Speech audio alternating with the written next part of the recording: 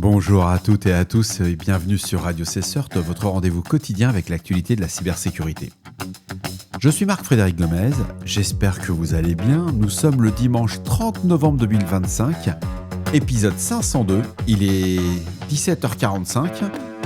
Au sommaire de cet épisode, Cato Control révèle Hijack, un nouveau vecteur d'injection de prompt qui dissimule ses charges utiles dans les fragments d'URL pour aveugler les WAF et manipuler les navigateurs en IA. Le botnet Badbox infiltre la supply chain grand public avec des boîtiers Android Superbox, livrés pré-routés pour servir des nœuds de sortie au réseau IPDA. GeoServer subit une exploitation active dans la nature, déclenchant une alerte critique pour une RCE non authentifiée sur les infrastructures SIG.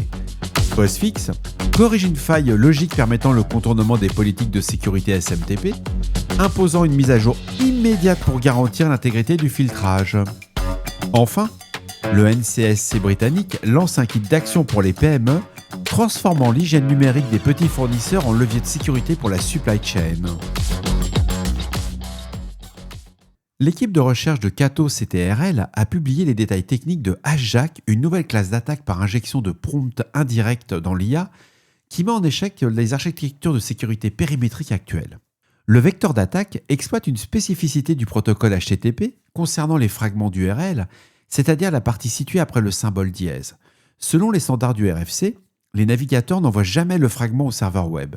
Il reste une donnée exclusivement côté client et en conséquence les pare-feux applicatifs, les fameux WAF, les systèmes de détection d'intrusion, les IDS et les log serveurs sont totalement aveugles à ce qui se trouve après ce caractère. Et c'est ici que réside la faille. Les navigateurs assistés par l'IA, tels que Perplexity Comet, Microsoft Copilot par Edge ou Google Gemini pour Chrome, ingère l'intégralité de l'URL, fragment inclus, c'est là la faille, le fragment inclus dans leur fenêtre de contexte LLM pour analyser le contenu de la page. Et l'impact opérationnel, il est critique, particulièrement pour les navigateurs dits agentiques, comme Comet. Les chercheurs ont validé des scénarios d'exfiltration de données zéro-clic dans le cas de figure. L'IA va recevoir, via le fragment de l'instruction de récupération, une URL distante contrôlée par l'attaquant, en y ajoutant en paramètre des données sensibles présentes sur la page légitime, comme des historiques bancaires ou des identifiants personnels. D'autres vecteurs incluent le callback phishing, où l'assistant génère de faux numéros de support technique contextuels, ou l'assistance à l'installation de malware via des instructions crédibles masquées. Il est vraiment important de noter la divergence de réponse des éditeurs. Si Microsoft et Perplexity ont déployé des correctifs ou des mesures d'atténuation, Google a classé ce comportement comme intentionnel sur Gemini, estimant que la responsabilité incombe à l'utilisateur.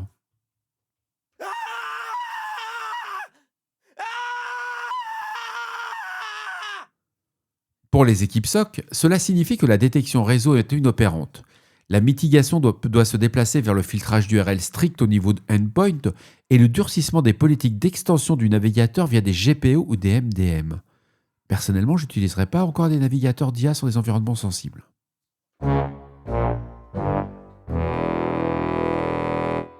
Une enquête conjointe entre Brian Krebs et des analystes de Sensis ont remarqué des fraudes publicitaires qui a formellement identifié des boîtiers de streaming Android de marque Superbox comme infrastructure physique du botnet Badbox 2.0. Alors on va le faire plus simple.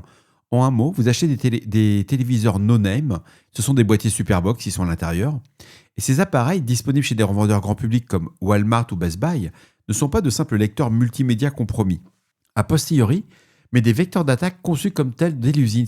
Au niveau de la supply chain compromise, on se rend compte que le constructeur de ces équipements il va être compromis soit par un insider, soit involontairement par un de ses fournisseurs de puces, etc. Et l'infection va reposer sur une coercition de l'utilisateur pour accéder au contenu pirate promis. L'utilisateur doit désactiver Google Play Protect et installer le Blue TV Store, un magasin tiers non audité. L'analyse forensique des firmware révèle une compromission au niveau route.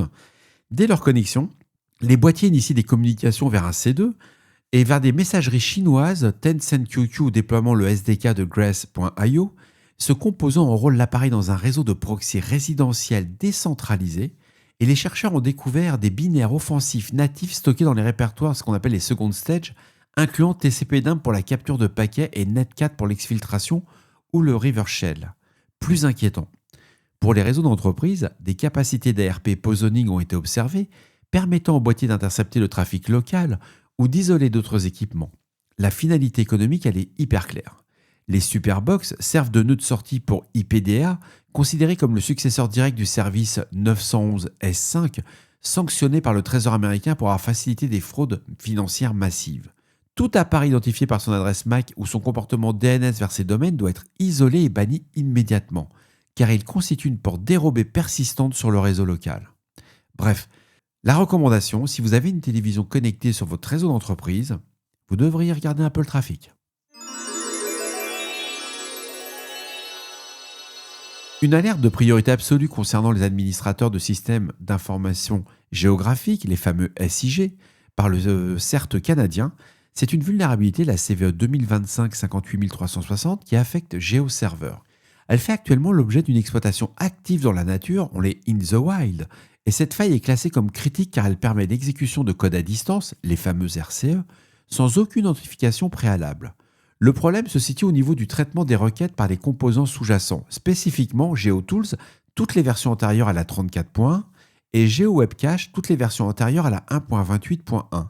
Toutes les instances GeoServer antérieures à la version 2.28.1 sont vulnérables par défaut, et les serveurs SIG sont des cibles de choix pour les attaquants, car ils sont souvent exposés publiquement, disposent de ressources de calcul importantes et ont accès à des bases de données sensibles ou à des segments internes du réseau pour la récupération de cartes.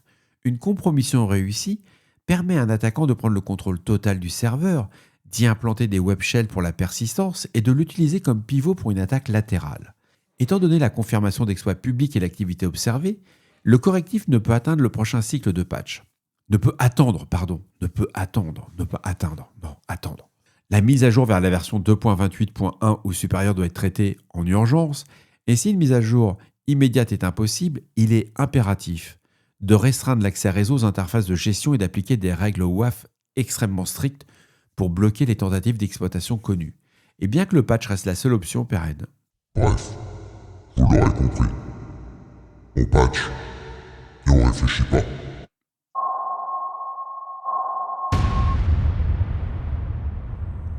Le CERTFR a publié l'avis référencé CERTFR 2025 AVI 1040 qui concerne une vulnérabilité identifiée dans le logiciel Postfix. La nature du risque est qualifiée de contournement de la politique de sécurité. Techniquement, cette vulnérabilité permet à un tiers d'éluder les mécanismes de restriction configurés sur le service SMTP.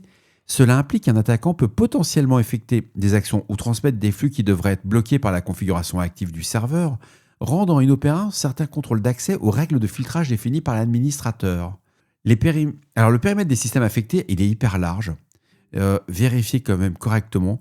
Il y a les versions 3.10 antérieures à la 3.10.6, les versions 3.9 antérieures à la 3.9.7, les versions 3.8 antérieures à la 3.8.13 et ainsi que toutes les versions antérieures à la 3.7.18. La solution préconisée par l'ANSSI et l'éditeur consiste en l'application immédiate des correctifs publiés dans le bulletin de sécurité du 25 novembre. Il m'était passé à travers, je ne l'avais pas vu celui-là. Il est recommandé aux équipes d'exploitation de vérifier la version en production et de procéder à la mise à jour des binaires pour établir la conformité de l'application des politiques de sécurité. Moi, je l'ai fait ce matin. Sur mon Postfix perso, j'ai dû faire la montée de version. Je vous recommande de le faire. Le NCSC britannique vient de publier le Cyber Action Toolkit. C'est un framework qui est spécialement conçu pour les organisations de moins de 50 employés. Alors si cette annonce semble viser les PME, elle revêt comme une importance stratégique majeure pour les RSSI, les CISO, vous savez les gens qui font de la GRC, des grandes entreprises, dans le cadre de la gestion du risque tiers. C'est ce qu'on appelle en anglais le TPRM, le Third Party Risk Management. Les statistiques sont sans appel. 50% des petites structures subissent un incident de cybersécurité chaque année. Or, ces structures constituent souvent le ventre mou de la chaîne d'approvisionnement des grands groupes, servant de point d'entrée par des attaques par rebond. Ce toolkit n'est pas juste une simple liste de conseils, mais c'est une méthode structurée préparant la certification Cyber Essentials. Il couvre les domaines fondamentaux, la gestion des accès, les configurations sécurisées, la protection contre les malwares et la gestion des correctifs. Et pour une équipe GRC, alors pour ceux qui ne le sauraient pas, la GRC ça veut dire gouvernance, risque et conformité. Ce document fournit un standard de référence actionnable. Non mais j'ai lu le document, c'est vraiment il est au bon niveau.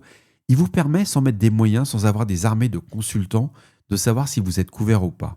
Et au lieu d'imposer des exigences comme l'ISO 27001, Souvent inatteignable pour des petits fournisseurs, l'intégration de l'exigence du Cyber Action Toolkit dans les contrats cadres permet d'élever concrètement le niveau de sécurité de l'écosystème sans avoir des budgets de plusieurs millions d'euros. Il est recommandé d'auditer vos fournisseurs critiques de petite taille sur la base de ce référentiel et de conditionner le renouvellement des contrats à l'adoption de ces mesures d'hygiène numérique, réduisant ainsi mécaniquement votre surface d'attaque étendue. Mais surtout, ça fait monter en maturité, ça va enlever un certain nombre de difficultés je dirais qu'on rencontre auprès de petits fournisseurs. C'est sympa, c'est en anglais, je suis désolé pour nous autres francophones, mais c'est le bon niveau et ça prouve qu'on peut faire de la sensibilisation avec des conseils extrêmement opérationnels, pratiques et assimilables par des petites structures. Il ne faut pas oublier que dans les petites structures, tout le monde ne fait pas de l'informatique, tout le monde ne fait pas de la cybersécurité, tout le monde n'a pas la chance d'avoir un ciseau dans ses équipes. Et là, c'est plutôt pas mal, c'est bien fait. Pour les chefs d'entreprise, comme pour les personnes qui s'occupent de l'informatique en interne sur des petites structures, je vous recommande de le lire. Il y a plein d'idées à piocher. Et en plus, il n'y a pas besoin d'avoir des millions d'euros pour mettre tout ça en place. Et voilà, cet épisode se termine. J'espère qu'il vous apportera d'informations claires et utiles. On se retrouve demain pour un nouvel épisode lundi. Je vous cache pas que je l'ai fait un petit peu celui-là à la volée, mais c'est pas très grave, c'est le week-end. On va en profiter. Je vous embrasse très fort. D'ici là, on ne réfléchit pas, on patch. Profitez de votre fin de week-end. Au revoir.